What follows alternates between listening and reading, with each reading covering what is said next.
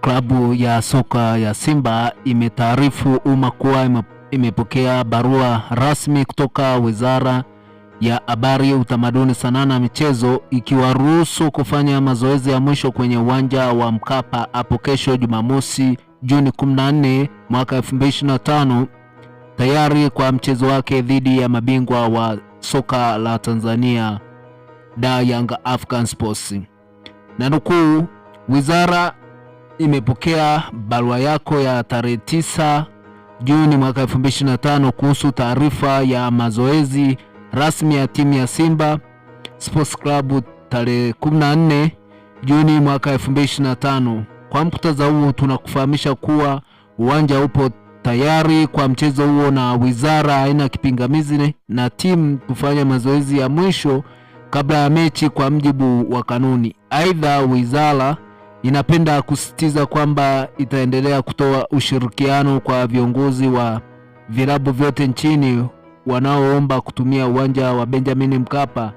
na vingine vyote vilivyopo chini ya wizara bila ya kukwamisha kwa namna yoyote matumizi ya viwanja hivyo. Mwisho wa barua hiyo imesema. Aidha, wizara hiyo pia imeikumbusha Simba kukamilisha taratibu zote za maandalizi ya mechi kati yake na Yanga, ikiwemo kushiriki pre-match meeting ambayo huratibiwa na wasimamizi wa ligi kwa mjibu wa taratibu za ligi. Licha ya Yanga kugomea mchezo huo